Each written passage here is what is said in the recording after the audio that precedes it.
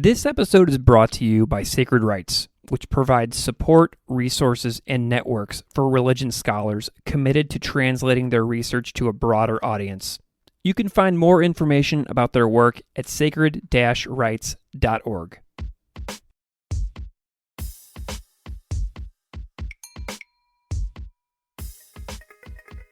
Welcome to Classical Ideas. This is Greg Soden. My guest on this episode is Dr. Anne Gleig. Anne Gleig is Professor of Religion and Cultural Studies at the University of Central Florida and is a member of the John Templeton Foundation-funded Spirituality and the Ethics of Religious Borrowing working group at Sacred Rites. Dr. Gleig studies spirituality emerging from the encounter between Buddhism and American culture, particularly meditation and mindfulness. The author of American Dharma, Buddhism Beyond Modernity from Yale University in 2019, Dr. Gleig has published widely about the incorporation of psychotherapeutic and social justice frameworks that have transformed American Buddhist practices. If you wish to hear us talking about that book, you can go to episode 109 of this podcast where we discuss American Dharma. In this episode, we discuss the article, The Deepak Chopra-Jeffrey Epstein Friendship Tells of a Spirituality Industry in Crisis, from Religion News Services. You can find all relevant links in the show notes of this episode. Please enjoy my conversation with Dr. Anne Gleig.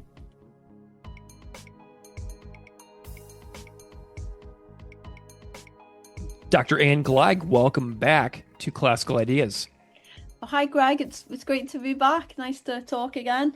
Yes, absolutely. I am delighted that you're here. Just to kind of remind folks out there who are listening, if they didn't hear you on another podcast or hear you on the podcast the first time with me, can you just introduce yourself a little bit to the audience out there so they know just a little bit about who you are and what you do? Yeah, sure. So actually, I just got a promotion. So my official role now is that I'm a full professor of religion and cultural studies. Congratulations. Yeah, I'm very happy about the 10% raise. Yeah. And yeah, I, teach at the University of Central Florida, which is in Orlando. And my research has mostly been focused on Buddhism in America. But I've also looked at Hinduism in America and just a broad field of contemporary spirituality in America and just in the West more broadly. Wonderful. Well, congratulations on that promotion. That is very, very cool to hear. You first appeared on Classical Ideas. I went back and I checked, and it's 6 years ago for episode 109. I'm on like 350 now. So I saw you like over 200 and something episodes ago, which is nuts to me because it doesn't feel like that long. But we discussed your first book, American Dharma. What are some of the major career highlights and shifts you've experienced since you were last here in relation to the release of that book or elsewhere? What are some major things that you take away from that time period since you were here last? Yeah, no, I mean, that's also wild that it's been 6 years. And I remember that interview. I was like so nervous, but you did such a great job. So you probably remember when, well, maybe you don't remember because you've done so many interviews. But American Dharma was a kind of very broad look at all of these different developments that were happening in American Buddhism. And essentially, I've kind of continued working on a couple of those central threads. So I've done a lot of work in racial justice in American Buddhism, but my really big project has been looking at sexual abuse in American Buddhism. And I've been working for about 6 or 7 years with Amy Langenberg. She's a Buddhist studies scholar, a colleague and a friend. And we've actually just finished a book on sexual abuse in American and transnational Buddhism together. It will be published by Yale University Press. And essentially, we take a survivor-centered approach in the book. So we're really interested in, thinking about like how, victim survivors of abuse in Buddhist contexts, what their experience was. So we ask questions such as, what was the role, if any, of Buddhist doctrine in their kind of abusive situations? What barriers did they face from, their Buddhist organizations and also wider communities in kind of seeking justice?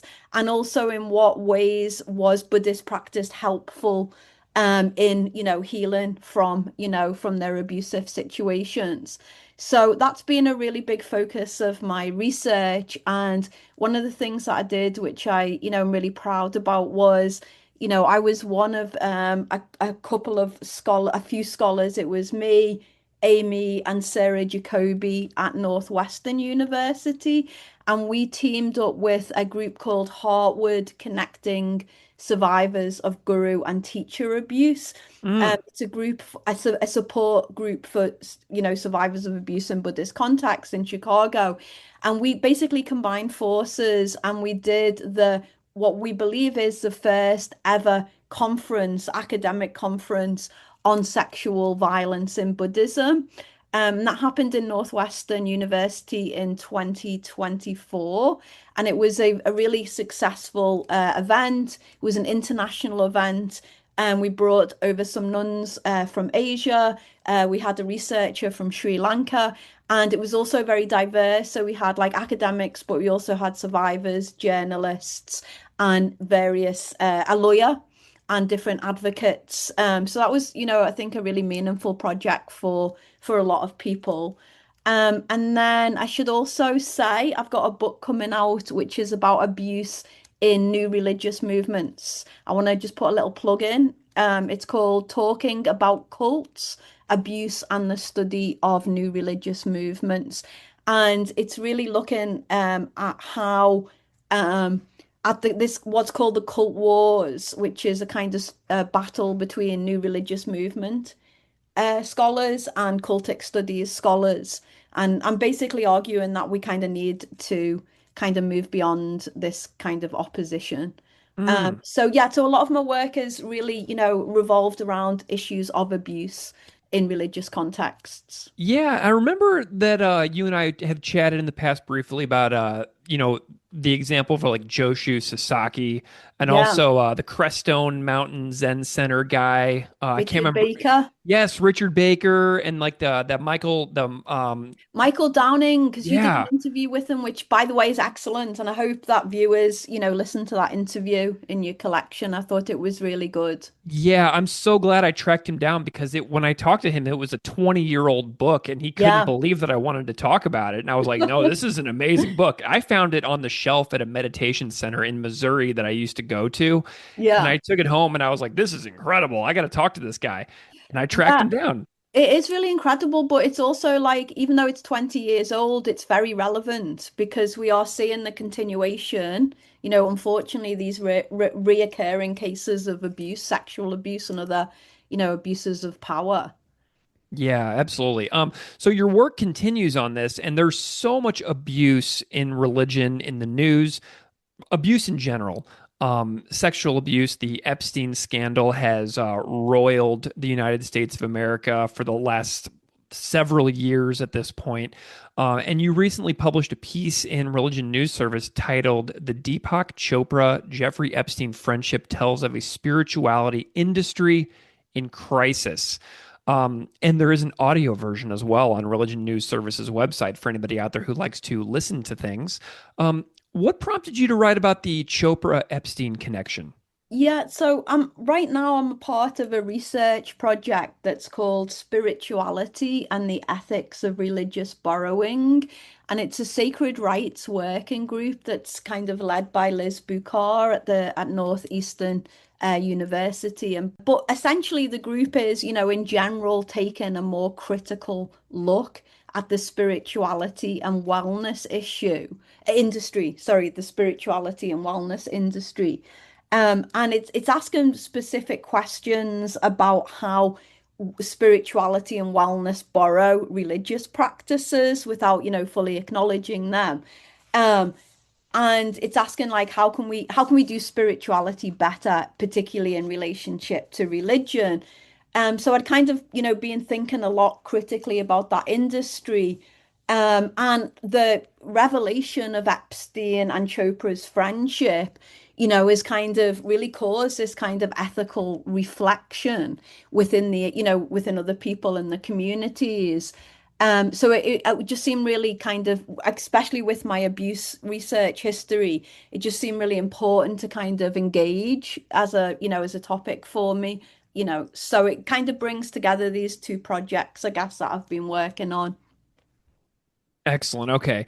Um, so this has been a huge piece of news. I know that several scholars are focusing on this. I know that Liz Bucar also did some work around the Epstein stuff and some of her writing and social media posts that she was doing.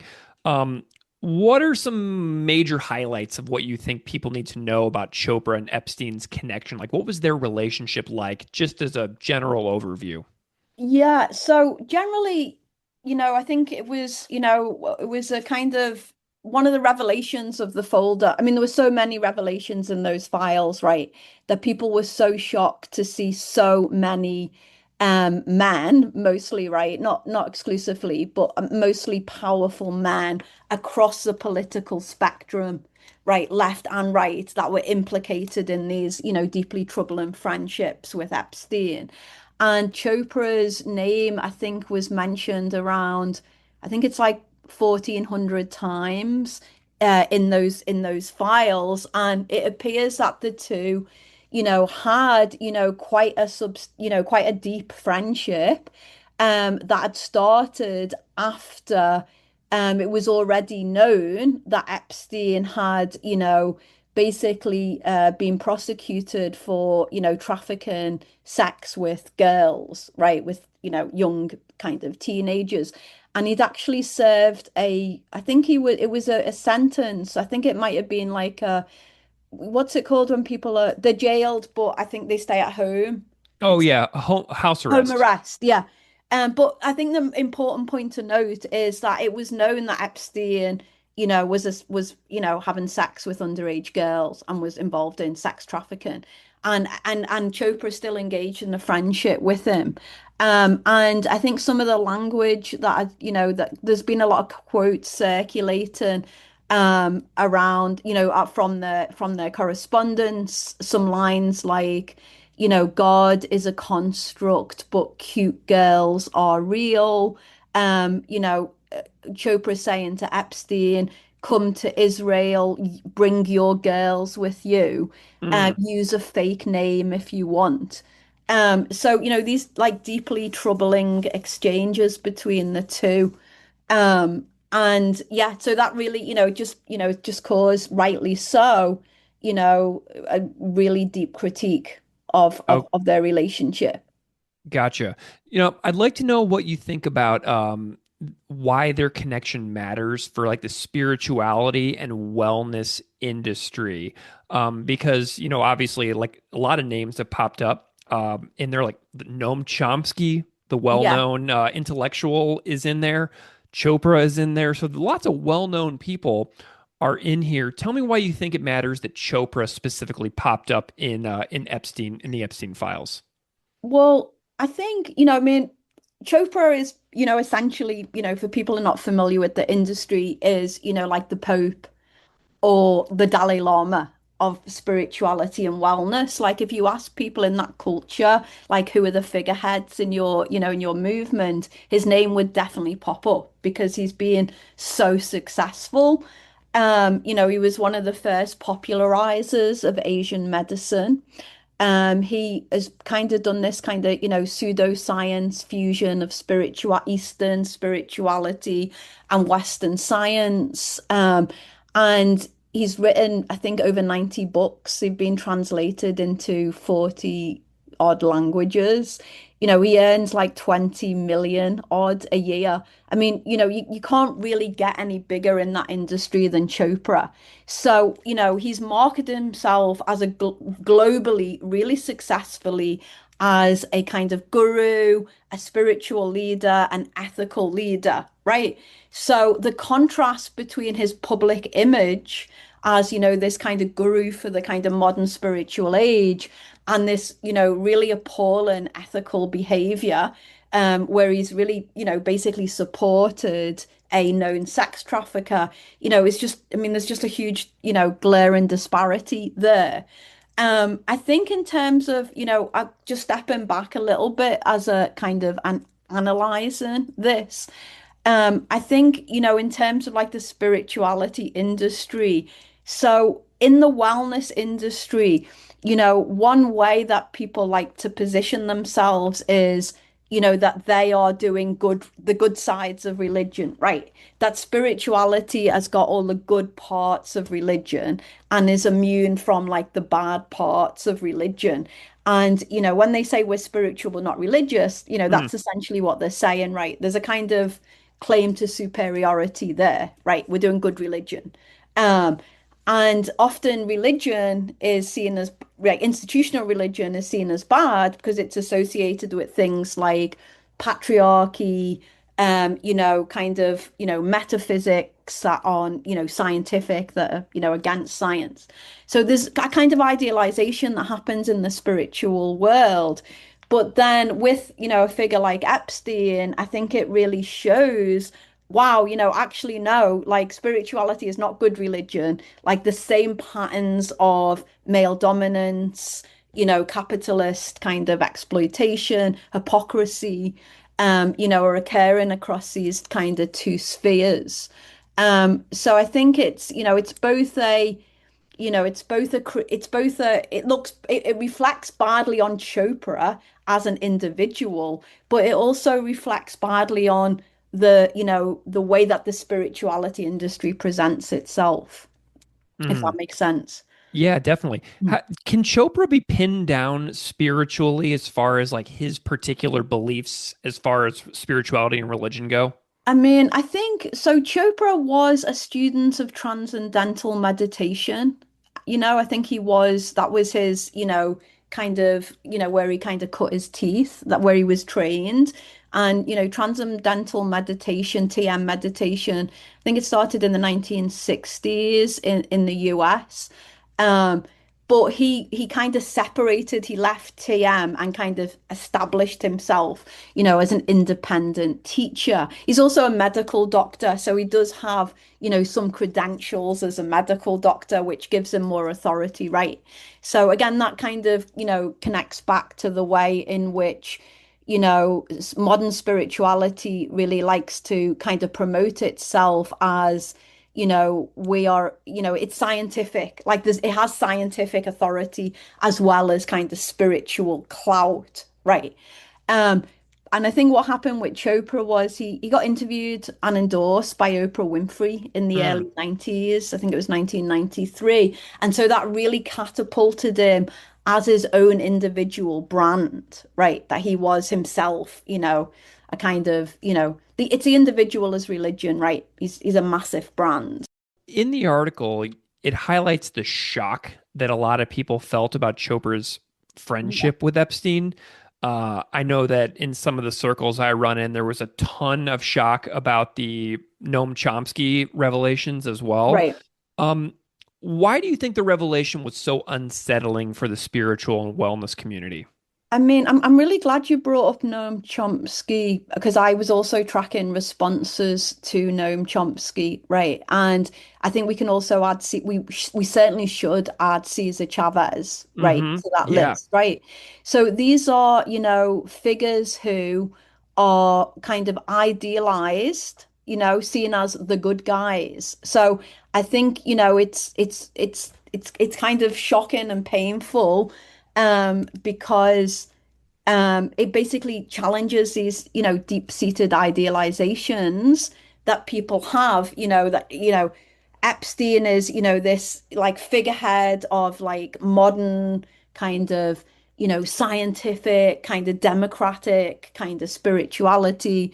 Chomsky is, a darling of, a really, a hero of many on the left. I mean, it's just a really it's just the shattering of an idealization and just thinking kind of psychoanalytically because I think the psychoanalytic field does tell us a lot about idealizations. It's really we are defended as humans against like cracking our idealizations, So there's a lot of denial that will come, but then when the idealization is shattered, it's a self-injury. Like your own self-image is kind of ruptured. So I think it does lead to this, deep sense of disillusionment, Hmm. betrayal.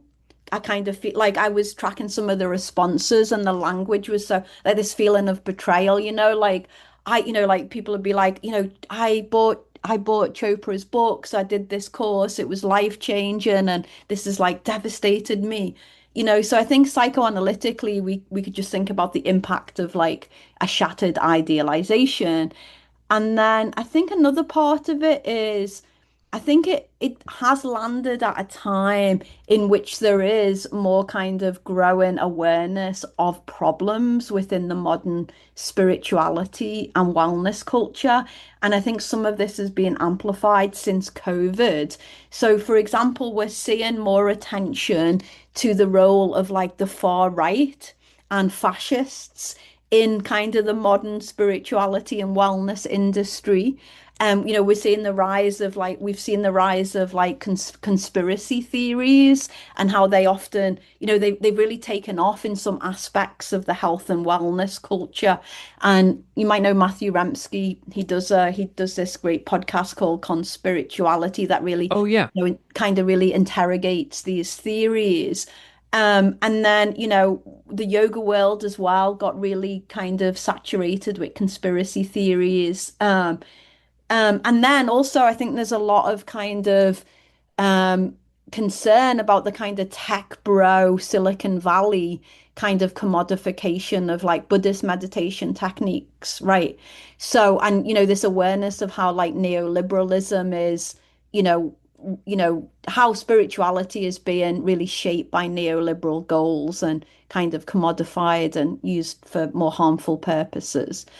So I do think there's like a way in which, this is kind of reignited a fire of, critique around the modern kind of industry of spirituality.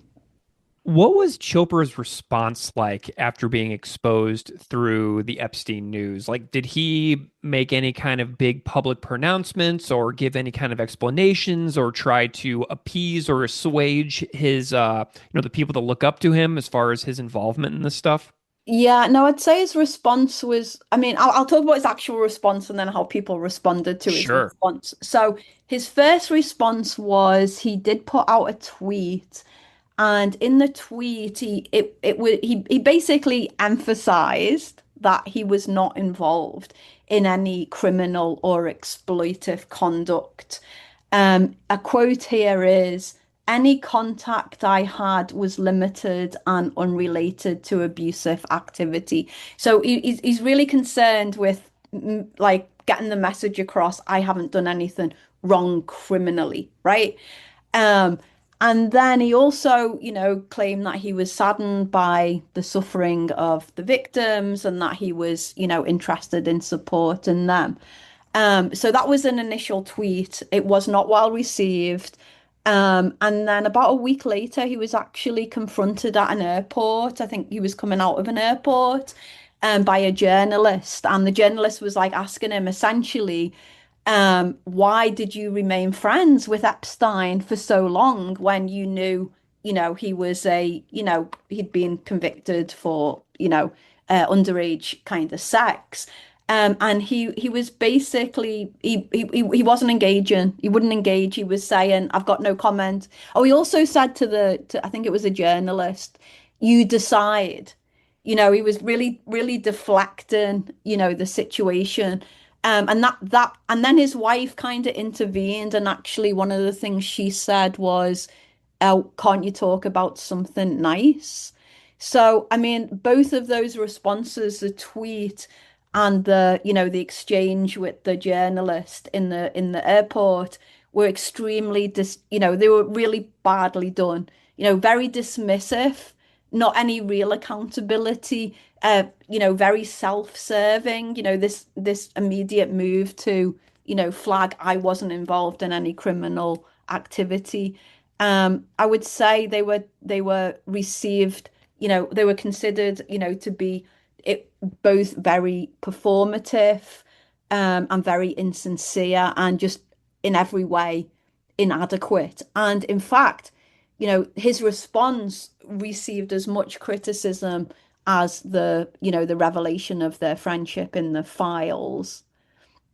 Gotcha. You discuss in the article patterns of abuse and silence that appear not only in like traditional religion, but also in modern spiritual movements as well. Um, were there any silencing efforts or movements that like major people about this did that we should know about as far as like silencing or anything like that with regards to these abuses? I mean, essentially, the attempts to silence victim survivors are, just totally inherent to abuse. There is, of course, the attempt by the abusive person to silence victims. And then often their communities or institutions will attempt to silence victims. Sometimes threatening them, for example, with libel. That's a very kind of unfortunate strategy of, people facing abuse allegations. They're often very powerful, so they have, resources, legal resources, and they often threaten to sue people. And I'd say just across religion and spiritual contexts, that response is really, the same. There's no difference. In terms of Chopra, you know, certainly some of the responses online were defending him and also attempting to divert attention away from critiques by using spiritual teachings, right? So there's a non-dual spiritual teacher called Jeff Foster, and he wrote some really strong posts kind of critiquing, Chopra's behavior. And, some of his followers, he's got a massive amount of followers, maybe like 200,000. And some of his followers were like, why are you talking about this? Why aren't you, what's this got to do with spirituality? And then Jeff Foster really engaged them and wrote like another post, like also then criticizing the way that spiritual teachings like non-duality, for example, are used to deflect from confronting abuse. So it was really interesting to follow those exchanges because you could see in real time the performance of these dynamics, right? The way in which spiritual teachings are so often used to justify, excuse abuse and also to as obstacles to confronting abuse. Mhm. There are some terms in the article that I found to be really interesting. Several spiritual teachers and organizations have spoken out about the broader cultural issues, one of which is spiritual bypassing. And I had never heard that term, and I'm wondering if Oh, you can comment a little bit on this because I've never talked about this on the show before. oh, well, thank you for asking me that question because it's a very important issue. Yeah. So, spiritual bypass is a term that was first coined by a Tibetan Buddhist and psychologist, John Welwood, an American guy called John Welwood. And he coined this term in the early 1980s. I think it was maybe 1983. And essentially, he was seeing this phenomena, right? He was part of these spiritual worlds, the kind of American Buddhism, American yoga, Hinduism worlds. And he was seeing this behavior and he wanted to name it, right? He wanted to identify it and talk about it. Right. So essentially, spiritual bypassing identifies how Western spiritual practitioners, because he's kind of talking to his peers, right? How they can misuse, he felt it was a misuse of spiritual practices like meditation to basically literally bypass, circumvent, ignore kind of developmental psychological issues or to basically amplify or justify unhealthy psychological behavior using spiritual terms, right? And I think I want to give you also this great definition from Grace Shrierson, who is an American Zen teacher. She's talked a lot about spiritual bypass and in relationship to abuse in American Zen.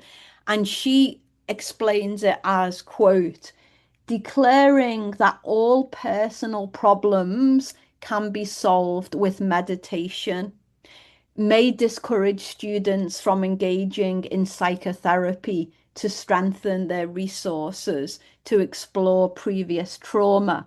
Meditative techniques may be used to numb the practitioner or to encourage the practitioner to dismiss uncomfortable feelings through just more time on the meditation cushion. Right. End quote. So essentially, spiritual bypassing is basically saying spiritual practice or spiritual teachings alone are not enough to confront all the challenges we face as, human beings in the world. So it's not enough to meditate. You can't like solve all your psychological issues through meditation, right? But it's also spiritual bypass is also being picked up by the social justice kind of movement in contemporary spirituality. And they use spiritual bypass to identify not only trying to avoid psychological issues, but also trying to avoid kind of structural issues of injustice, such as, structural racism or, structural patriarchy. And sometimes they call this a cultural bypass, right? To kind of signify, okay, John Welwood was talking about spiritual bypass in psychology, but we can also do a bypass in terms of like cultural issues. And I think that's a really kind of smart kind of, extension of the term. And it's exactly what we saw in people who were trying to defend Chopra, right? When they're saying things like, why are you talking about abuse? Let's just talk about non-duality, and non-duality transcends ethics. It's a using a spiritual teaching, to just avoid, deeply unethical, disturbing behavior. Yeah, and all the talk about abuse, it's always the question that comes to me is how can we do better in the future, right? What Yeah. is being done? How can we do this? Like I read the stuff about Richard Baker. I read the stuff about Joshu Sasaki. I read the stuff about Deepak Chopra. But people are doing very important work to increase accountability, right? And you mentioned some of these in the article about the increasing efforts and emerging efforts towards accountability, like the Association for Spiritual Integrity and Seek Safely. Um, Tell me a little bit about the role that you think these organizations can play in reforming the wellness industry in general. Yeah, well, I do want to start with just giving a shout out to the project of sacred rights. Liz's project, Liz Bukar's project is, to identify, problems in spirituality and wellness industry and to offer solutions. And one of her big solution, right, is we need to basically dialogue more with the religious contexts that these practices have come from, right? So she looks at like, secular mindfulness and says we need to think about, where mindfulness came from, and we need to like have a more respectful dialogue with, Buddhism and, draw on its resources and think about how it, taught mindfulness, right? And we can draw on, say, like, right ethics in Buddhism, right? It's not just about mindfulness practice. It's also about, following Buddhist ethics. So that's a, I think a very valuable project. But in relationship to sexual abuse, I do not think it's helpful to turn back to religion for the simple reason that religion has had these more or less these exact same issues with sexual abuse and violence, right? We've seen that, in the public eye since, the early, 2000s when, the Boston Globe exposed the Catholic sexual abuse crisis. And, since the 1980s, Buddhist communities have had these reoccurring cases of sexual abuse, right? So I don't actually think that there is that much that we can, really get from Buddhist ethics, or Hindu ethics for that matter. I do want to trouble Liz's project a little bit. So that leads us to ask, well, where can we turn? Right. So in thinking about Chopra, the first thing that I wanted to think about was, well, what are people already doing in that industry? And as you mentioned, there's these two organizations, the Association for Spiritual Integrity, and Seek Safely, right, that are essentially doing education, advocacy, and in the case of Seek Safely, legislative work. So they're essentially both non-profit organizations, they're distinct organizations, but they both recognize, look, this industry is totally unregulated and we need to try and change the culture, right? So the first thing they're saying is, one, we have to make people aware of the types of problems that are happening, right? And Seek Safely it's quite a tragic kind of origin story.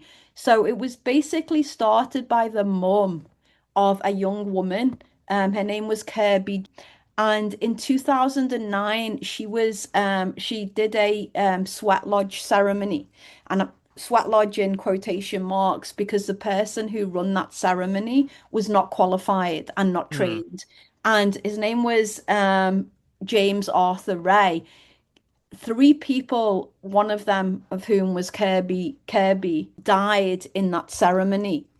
And so the mum, kind of started this organization. And so, as I said, it's focused around education, letting people re understand this is an industry that's unregulated. These are the multiple problems with it. Then they do advocacy work, which is essentially trainings, trainings around power abuse, trainings around what you should look for if you join, one of these kind of leaders or groups, just understanding what's more safe and less safe, right? And then both of the organizations have developed what are essentially like ethical pledges, and they're kind of like an honor code in a way. So they're trying to get people in this very big world to sign on to their honor code to say, I will follow, our organization pledges to follow your code of ethics, right? And come into some kind of collective agreement of standards.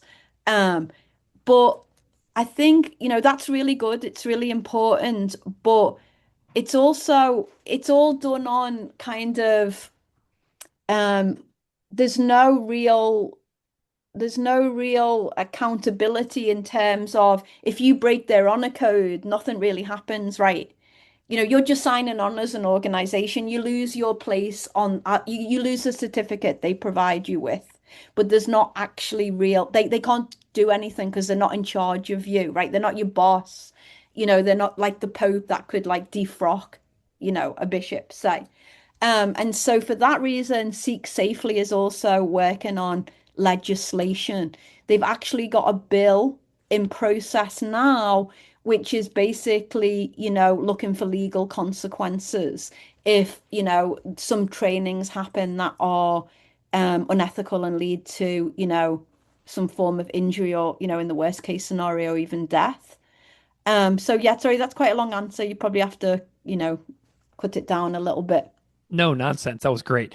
The article does conclude by calling for a quote radical revisioning of modern wellness culture. I'd love to know a little bit about maybe some of things that you think about should be involved and included in a radical revisioning of the wellness culture in the modern world. Yeah, I think, it's one of the hardest questions in a way, because, there's no easy answers, right? And I think that, the organizations, the two that you just mentioned, are doing really important work. I think one thing that I'm slightly cautious about is, they're trying to reform the industry, but are they also, are they just staying within the kind of boundaries of the industry, right? So that's a difference between reform, like I'm going to try and reform an institution, right? And revisioning is like, no, like we can't make this better.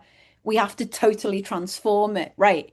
And so when I'm thinking about revisioning, I'm thinking more about like what are the bases, what are the foundations of modern spirituality and wellness culture, right? So one of the bases is individualism, right? Self-spirituality. It's about individual development, right? So that fits so nicely with neoliberalism, which about the individual kind of individual economies, about individuals being responsible, for their own kind of well-being. A kind of neoliberalism is a kind of move away from a kind of communal politics, right? Um, and so you've also then got also like the narcissism psychoanalytically that comes with individualism, like the self-centeredness, which I think has been really amplified by the alignment of social media culture and spirituality and wellness. So you've got narcissism, you've got individualism, you've got neoliberalism, you've got, this capitalist exploitation. And then I think, just as a feminist, there's even though often the divine feminine is often idealized in modern spirituality and wellness culture, it is, I think, just like religion, suffers from patriarchy, sexism, and misogyny. So there's so many fundamental things wrong with modern spirituality. And so I think, I and other people are kind of recognizing that. And there is this kind of, move to, think beyond the modern foundations of spirituality, not to necessarily go back. I mean, it's impossible to go back to traditional religion, which I think has its own set of problems, but just move into this kind of new, space of communal, collective kind of spirituality. And that's often associated with the decolonial, the decolonial kind of move, the move to decolonize, political systems and, religion and spirituality. So I'm interested to see what might come, what is in process now, and where those trends will kind of end up. But generally, I think, spiritual communities, charismatic leaders that can't be questioned, that's just it's just what it's not, it's just a recipe. It's just when's something bad going to happen, So yeah, so I'd say moving away from those kind of, individual charismatic leaders, moving towards kind of collective communal models, having a feminist sensibility. I'd also say being socially engaged is very important, understanding that we have responsibility to, society and to the world. I mean, all of the, ecological kind of crises we're facing now. So yeah, I think there's a lot of things that need to change, and I'm not sure that just reforming within the industry will be sufficient.